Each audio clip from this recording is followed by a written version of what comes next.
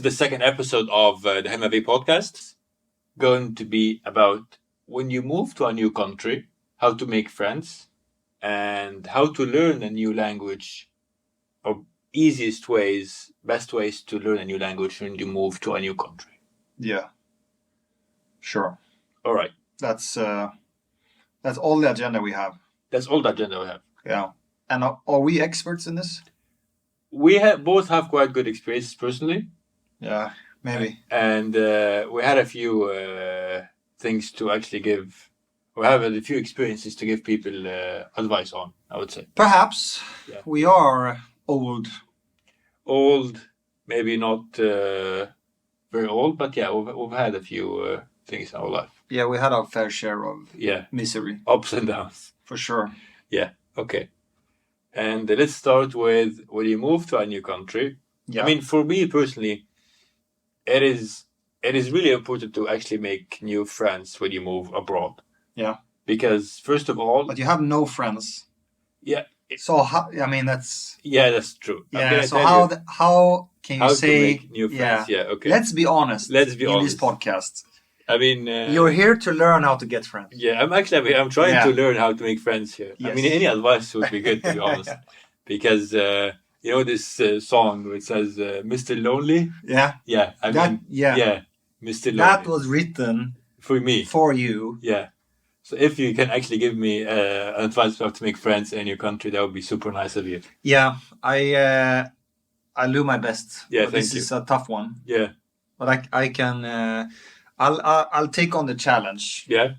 And I mean, first of all, when it comes to friends, I'm as a person, I think it's very good, especially if you move to a new country, to try to challenge yourself to some extent. Absolutely. I feel that some people, including me when I was younger, when you're out on your adventures, you get so scared of being lonely. Yeah. The older I get, the more I appreciate doing things on my own. Yes. I have no problems now. Maybe I do too much. Sit alone on a Friday evening, just hang out with myself. It's the best. It is quite nice. And you can get quite dependent on others if you always need to share your experiences with others. Yes. So, I mean, it's a harsh realization, but I think this applies when you move to a new country. This is a good opportunity to challenge yourself so you can grow. Yeah. Move to a new country, just throw yourself out there. Don't have everything planned out yet. Take it as it comes. But with that said, it's always great with friends. But I mean, if I was moving to a new place, which maybe one of our future listeners will actually do, I wouldn't freak out about it. I would see it as a challenge. Yes. Yeah. And being lonely, I think that is something that I really admire. People that can be lonely and be happy. So, I mean, I think that you need some of that in order to be happy in life. The saying that goes, there's one thing worse than being lonely, and that's being sad and being lonely. Yeah, that fucking sucks. Yeah. That's bad. No, but that's the whole mindset about it, being able to be alone and enjoying it. Yes, exactly. So I think that opens up for some really good experiences. I mean, I'm going to add one small thing about lonely, because that's a good point here. I love this movie called Heat, one of the classics. You've watched it numerous times. Yes. Yeah. And she asked this character she was dating, she asked him, "Are you lonely?" Yeah. He said, "I'm alone, but I'm not lonely." It's a big difference. Which is a very big difference, a very big very major distinction here between these two. Because as you said, you can sit down on a Friday night and be alone, but you're not lonely. You're not experiencing loneliness. You're not feeling that you need to connect to others because you're actually experiencing, or like you're enjoying your own company. Yes. And that makes a huge difference in your mindset. Yeah. But I mean, this is a good point. But yeah, and I think when we're touching on this, playing psychologist part. Yeah. It doesn't help with making friends. No, but with all technology that we're using. Because take this as an example, you move to a new country or you're doing something on your own. People have a tendency when you're alone, you feel that you have the urge to get some social interactions. Yeah. And then you go to social media and you see your friends are hanging out and doing different things, and then you feel lonely. FOMO kicks in. Disconnect, enjoy the present. Don't use too much of like apps when you're alone. Yeah. I mean, that's it's challenging. I think a lot of people would feel better doing so. But Yeah. we didn't start this We start episode. with the opposite. How not to make friends. We're saying how not to make why friends. to be lonely? Why And to how sit to- home and on why is it better Friday? than others? And don't use tech. Yeah. That's like It's the opposite. we're digging our own grave here. This Yeah, is it's like disaster. It's like it's Well- like a company owner that says how not to make a company. yeah. That's disastrous. Yeah. But But I mean, let's putting that aside. Yeah, put that Because aside. let's do It's a good pretend That you because friends are quite nice yes. in moderate amounts. So say you move to a new country, you have great experience Yes. of being lonely Yeah. and moving to a new country. Lonely and sad, as you say, worse than Lonely and sad, yeah. And now we're gonna try to make you Less lonely and less sad. less, At least one of them. yeah, bit by bit. But Yeah. baby steps. We'll take, because let's be realistic. Baby steps. What do we have? We can't do magic. What do we have? We can't do magic. We're not magicians here, no. But yeah, Go ahead, tell me your story. I had the experience of moving abroad a few times. I actually moved abroad, a few times in my life. Yeah. And what helped me, let's say, I'm going to give you an example when I moved to Sweden. Okay. That was moving to do my master's degree. Yeah. In So Lund. you're educated, huh? A little bit, I You would think say. you're smart? I don't think so, actually. No. Cool. But that was, moving 4 years ago, I think, moving to Sweden. I even moved after half a semester because I had shoulder surgery, so I couldn't move on time. I missed all the activities that the university organizes to connect students together, to make friend groups and all of that stuff. And then, so you moved in November. The semester starts in August. And I started at a time when almost everybody was friends with their own friend groups, and I'm the outsider guy. So to summarize, you're already starting at a disadvantage because you are you. Yeah. And then you come in the middle of the semester, making this even worse. Make it even worse. Okay. Yes. Yeah. Sure. It was not a good. Not a good combo. No. But then you met somebody, right? I met some people. Yeah. You met somebody. I know people who know somebody. You met somebody, right? Who's that somebody? This guy? No, I don't know. Have I met you that before? hurts. No. That hurt in here. Yeah. We'll see. Okay, whatever. You do your podcast. Whatever. Okay. Okay. I'll. Yeah, you'll leave. Yeah. Yeah. Okay. Later. Yeah. So it started in November, and I met a few people in the master's the program, and you were one of them, unfortunately. I'm not gonna comment on that. Yeah. Go on. And it actually helps when you just throw yourself out there and try to connect, get out of your comfort zone, talk to people. One friend introduce you to another friend, just another friend. Would actually, when you end up knowing more people than you even thought you would have in the first few days. When I first started, talking to people, ask questions about the studies, etc. How to prepare for this, how to prepare for that. I was asking questions about the class that I missed, for example. You introduced me to another one or another friend, or people that are in your friend groups, and then I started knowing them, started talking to them, and then these people introduced me to other people. So what I'm trying to say, it's like a pyramid scheme. It's a spider web. It's a social pyramid scheme. It's social, maybe, yeah. So that helped me at the beginning, getting out of my comfort zone, throwing myself out there, trying to know people, just to get some social network in this new country. Yeah, this was one thing. Yeah, another major point of enhancing my social circle and my social life in Sweden was when I started taking language classes. Yes. I took a few language classes, both the SFE ones, which is like the Swedish for immigrants, and I took the classes, the paid ones with, I can't remember the name of the university, Volksuniversitet. Yeah. You pay for it? Yeah, it was actually so you have money. Expensive. Yeah, I am a very wealthy... This guy, huh? Arabian. Yeah. Okay, yeah. And you go to classes, language classes, it actually helps sitting with like being in a close interaction with international people living in the same country as you are. Yeah. Okay. Because internationals don't have a big social circle, so they're always looking to expand their social circles, expand their friend groups. Yeah. It's much easier, in my experience at least. I found it much easier to make new, like in a fast way, new friends with internationals than people who are native from the country, because internationals are always looking to make new friends because they don't really have big social circles. I think it relates with also internationals. They can feel a little bit, at least in Sweden, I think it's easy to feel that you're outside of society. So if you're not inside, you're like on the outside, and people then kind of they have that in common. So I think that's what I'm guessing. Outside at least it's easier for in the outsiders, ghettos or everywhere. Yeah. But Yeah. I that's a theory. Yeah. We have a lot of theories, you and me. Yeah. We think we're smart. I don't know how people have the energy to deal with I us. have opinions on this, but Yeah. I don't think it's time to.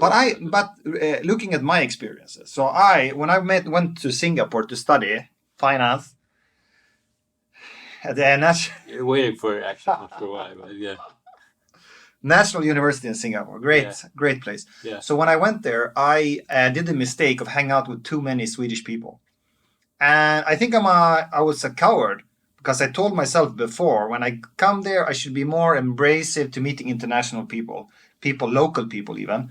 And still, when I was about to go there, I haven't yet to find a place to stay. I kind of chickened out, and I contacted some people I knew were going there, and we ended up living together. So I kind of bailed on my own promise of trying to, challenge myself. So I'm sort of a hypocrite because I gave the advice before. If I could relive this experience, I think it would be much wiser to, as you say, be more courageous, be more out there, meeting more people. Meeting people from other cultures is also super interesting. I wish I would have done it more. Honestly, that's a great point, because Thanks. Thanks, champ. A lot of people tend to, when they travel abroad, they tend to make friends from their own ethnicity or on their own background, because it's much easier to connect to these people than connecting to a new, completely different, Yeah. And I mean, I come from a Middle Eastern country. We actually there's a few people, Middle Easterns have the tendency when they travel abroad to make close friends with Middle Easterns in the country. And I always noticed that when I traveled abroad. I don't know. I see that you don't want to comment on it for politically correct reasons. Not gonna. Yeah. I haven't said anything. I can see it in your face, like you're holding in what you want to say for politically correct reasons. I can see that. Because these podcasts could be used in a courtroom in the future. Okay. Yeah, in a court of law. Yes. Yeah. So I noticed, like, when I was younger, even before I traveled to Sweden, when I was moving to the US 10 years ago, I noticed the same thing. Middle Easterns try to connect to, have friends in the same from Middle Eastern countries as well. Yeah. And it's something I said, when I travel abroad, I'm not gonna do that, because I'm not gonna learn anything new from anybody. I'm not gonna broaden my experience or broaden my horizons by just having friends from people from Egypt or people from Lebanon, because they're not much different from me. I know how, I know all of the culture, but I'm trying to learn. I left my country and I moved abroad because I wanna learn something new. I wanna get to know new culture. I wanna get to know new, get to experience new people. And this would not happen if I keep hanging out with people from the Middle East. Yeah. Summarizing, you move abroad, whether you study, you move to do whatever you study, finance or whatever you study. Yeah, whatever you study. You didn't have to emphasize on what you study just for the bragging parts. But let's say you're moving abroad to study, bachelor's, master's, PhD. You're moving for an internship. You're moving for a new job. You don't have a family. You don't have a wife or kids. You're moving completely on your own. Yep. How to easily make new? So I wouldn't call it even friends. Give top 5. That's what we're going to cover now. Yes. I wouldn't even say friends. I would just introduce it first as social, how to improve your social circle in this new country. That's deep. Yeah, right? It's Wow. Yeah. Because it's generally speaking, because it's one step behind friends. I don't need to have friends, but at least have people that you could have lunch with. You want to get noticed. Yeah, I'm an attention whore. You want people to comment on your appearance. My biceps, my triceps, my backs, stuff like that. Can I say titties on the podcast? Or no? Can we say titties? I think Oliver will. It's up to the listeners. Yeah. Anyway, so you're moving abroad, and what do you do in your first, let's say, 2-3 months? Let's get to the point. Exactly. Top 5. Shoot. Get out there. Meet people in your class. Connect with them through assignments or study groups or anything like that. That wasn't 5. What? Pause. Should I do it again? No, it's fine. It's fine. Okay. I think that was good advice. Get out there. Get out there. My advice, my top 1 advice,